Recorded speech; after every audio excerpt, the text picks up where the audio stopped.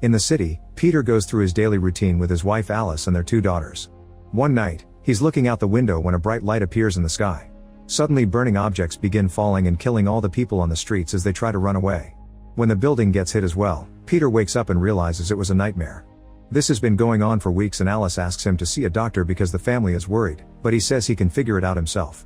Alice is frustrated and points out he wakes her up every time he has a nightmare, so he isn't the only one dealing with lack of sleep. The next morning, Peter promises his daughter Lucy to get off of work early so they can go to the pier. He also agrees to throw a party tomorrow to celebrate Alice's promotion, which surprises her because lately they almost never see their friends. Then Peter gets in the elevator to go to work and his daughter Hannah is acting as the operator for fun. Their neighbor Ray also joins them, so Peter has to wait for him to leave to apologize to his daughter for being absent lately. On his way to work, Peter notices a weirdly shaped building and he doesn't know if it's real or he's seeing things. At the factory, he's in the middle of handling some equipment when one of his hands starts shaking. Suddenly he sees blood on it and gets a vision in which he's beating up someone on the floor. He snaps out of it when he hears the equipment failing, caused by his distraction. His boss David notices this and recommends him a good clinic, but Peter insists he's fine. However, he does take the chance to ask if he can leave early and David agrees in exchange for Peter promising he'll go to the clinic. Meanwhile, Alice is doing great at work and her boss wants to bring her into another project, but she turns it down so she can leave early and be with her family. After getting the clinic's phone number from David, Peter starts getting ready to leave. He notices a light flickering on the desk and suddenly more visions take over his mind. He sees himself fixing a light while hearing a person on TV talking about giving a certain group a chance to benefit the planet. However, another person says they have no rights and that they'll rise up against humanity. The vision shows people on a protest in the streets with signs that says Earth is for humans, then burning objects appear on the sky and starts killing people. Peter falls when the building is hit but he still runs away because he sees invaders in the corridor shooting at people. When Peter finds Alice hiding, he wakes up and finds himself on the ground of the factory. To Peter's shock, he must have unconscious for a while because he's late for his family meeting. As he runs out, he notices a light appearing on the sky and asks other people about it, but nobody else sees it. At that moment he sees a telescope on a store display and decides to buy it.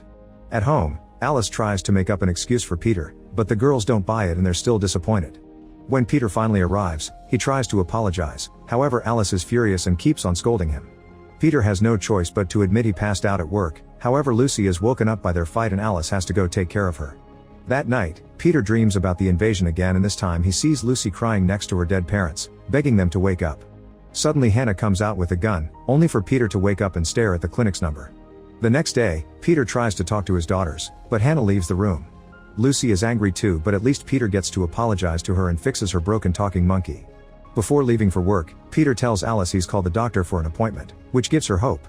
Later at the clinic, Peter meets a fellow patient, who reveals that he's having the same visions.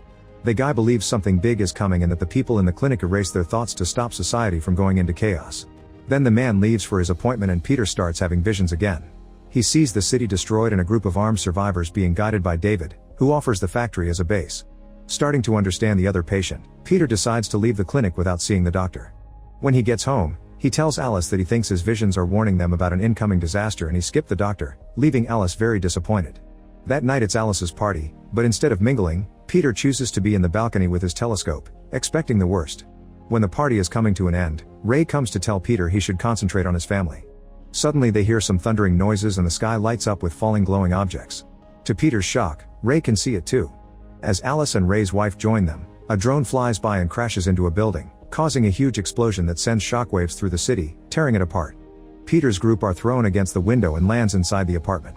They quickly recover and take a look outside to learn they're under attack just like in Peter's visions. Terrified, they run back inside and start looking for their kids. Lucy is hiding under the table, but Hannah left with Ray's daughter to play at their place. Peter rushes out of the apartment to find her and is surrounded by lots of people running around in panic as they keep hearing explosions outside. When Peter enters Ray's apartment, he's shocked to see a strange aircraft at the window that triggers his memories, so he freezes. The aircraft is about to open fire, but thankfully Ray drags Peter away just in time. They run to hide in another room and after the aircraft leaves, Ray says he didn't find the girls in his place. Next the men hurry to the elevator and work together to open it by force, only to find a body inside. When they open the other one, they see it in the floor below so they carefully descend on it and open the hatch to finally find their daughters. As the guys help the girls come out, power goes out in the building. In the apartment, Alice and Lucy cling to each other, hiding under the table while the aircraft flies by with its searching light. Luckily the duo isn't found. On the stairs, Peter pauses to peek behind the door and discovers a soldier invader is now in the hallways. They immediately rush upstairs and each family returns to their own apartment. Peter tells Alice that this chaos matches his visions and he remembers David's words, saying they should hide in the factory. However, they can still hear people being shot in the corridors, so for now they move some furniture to barricade the door and make the girls hide in the bedroom closet. Suddenly someone starts pounding on the door, so Peter and Alice use all their strength to keep it closed. At the same time, Lucy realizes she lost her monkey and goes looking for it under the table.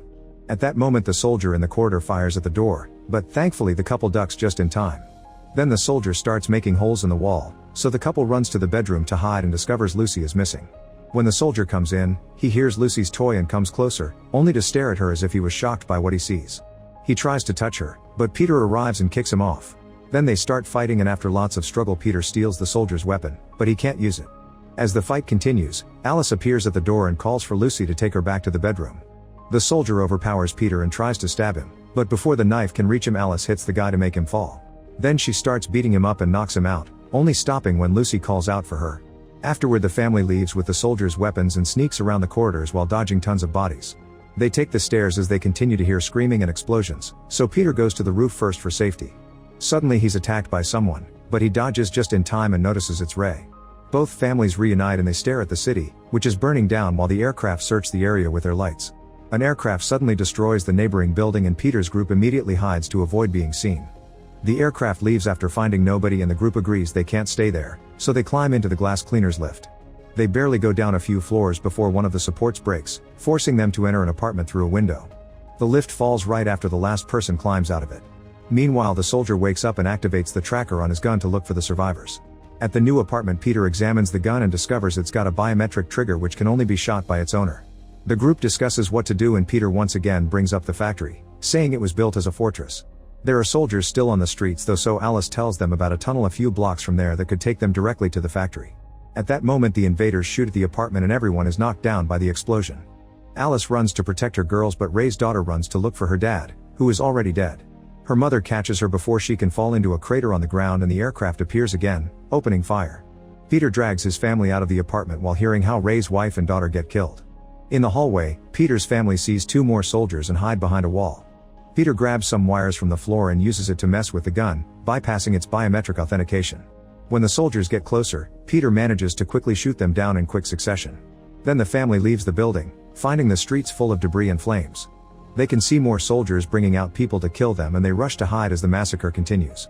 At that moment a bunch of armed locals open fire on the soldiers, starting a gunfight that quickly ends when an aircraft kills them all from above. In the apartment building, the soldier from before finds his teammates dead. He immediately leaves and keeps on following the tracker on his gun. Back to the family, they run through dark areas until they make it to the tunnel. Peter goes first to open it, then Alice sends Hannah who goes down quickly. Next is Lucy, who freezes when she sees an aircraft approaching. Alice jumps in to pick her up and starts running toward the tunnel as the aircraft opens fire. The family gets inside just in time for the explosion to hit the entrance and more debris falls. The emergency lights are still working and Alice discovers she has a severe wound on her abdomen. Peter helps her walk but after some moments of wandering through the tunnels, Alice is too weak to keep going and Peter puts her down so she can rest. At that moment the soldier from before shows up and Lucy warns Peter just in time so he can defend himself from the attack. Another fight starts and in the struggle Peter breaks a pipe, filling the tunnel with smoke. Peter keeps on firing even though he can't see the soldier, who suddenly jumps out of the smoke to attack again. As the soldier tries to take his gun back, Peter picks up a brick and starts beating the guy up with it until he breaks the helmet. Then Peter demands to know why they're attacking, so the soldier takes off his helmet and everyone is shocked to see a young human named Miles, who refuses to answer any questions. Suddenly the girls cry because Alice has passed out, so Peter holds Miles at gunpoint and makes him carry his wife. Eventually they make it to the factory and Peter uses the password on the lock, but it won't open. Peter starts pounding on the door until it finally goes up and David appears with a bunch of guards. They immediately put Alice on a stretcher and the soldier gets arrested. Once inside, the doctor keeps electrocuting Alice to get a diagnosis, making her whole body repeatedly shake. Peter freaks out but everyone holds him down, saying it's a normal diagnosis method. When Peter points out it feels like David had been ready for this, David explains that the invasion has been expected for many years. As the roof shakes under the attack from the invaders, David orders his men to kill Miles. The doctor says there's nothing he can do for Alice, so Miles suddenly shouts that he can help.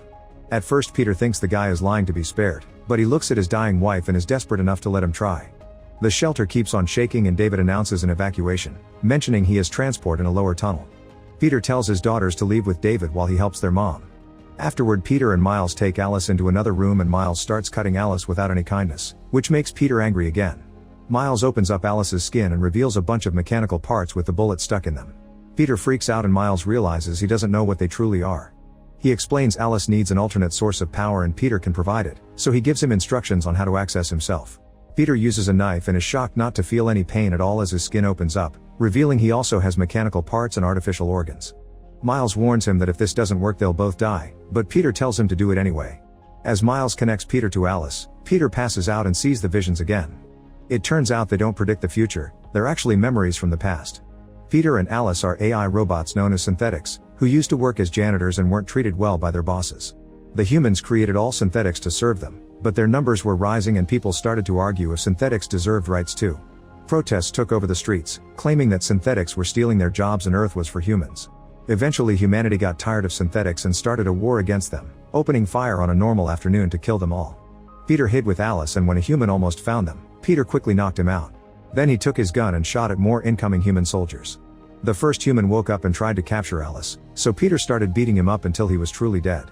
At that moment more synthetics showed up and Peter gave them the weapons from the soldiers so they could defend themselves. Since synthetics were advanced and hard to kill, the humans had to give up and left Earth to start a new society on Mars.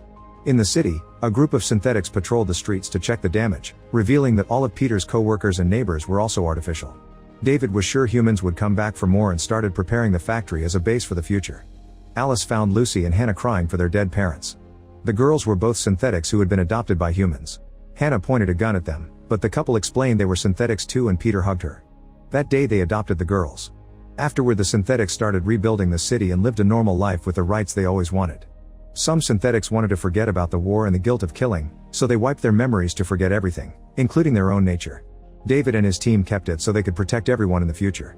Sometimes synthetics would get glimpses of their memories back, so they would be sent to the clinic to erase them again. In the present, Peter wakes up and notices the connection, discovering Alice has survived. He wonders why Miles is helping them, so the guy explains the war happened to his grandfather's generation many years ago. On Mars he had been thought that synthetics are horrible creatures that love to kill, but when he landed on Earth he was shocked to see normal families just trying to live their lives. At that moment Alice wakes up and because of the connection, she got her memories back as well. Meanwhile all the survivors are going through the other tunnel and find a train waiting for them. However Lucy refuses to leave without her parents and Hannah sits with her to wait. At the main entrance, the roof breaks and the humans open fire on the synthetic guards, who try their best to defend the factory while getting killed one by one. Back to Miles, he closes up the couple's wounds and lets them go, refusing to fight. Peter and Alice carefully move around the factory, taking cover wherever they can as they watch the humans and the synthetics kill each other in an endless trail of violence. Alice finds a gun and opens fire too, providing cover for Peter who runs to pick up Lucy's monkey and hides to open fire as well. Downstairs, David brings the last survivors and closes the door, causing the sisters to protest.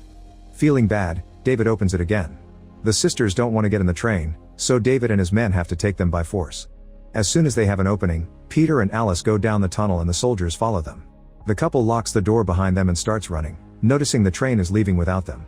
Thankfully the driver hears their yelling and stops the vehicle, allowing the sisters to reunite with their parents. At that moment the soldiers blow up the door so David opens fire, buying enough time for him and the family to get in the train. The transport takes off and the local synthetics finally get to escape. A weapon at the end of the train makes sure to keep on shooting to stop the soldiers from following them, and a gate closes after they go through.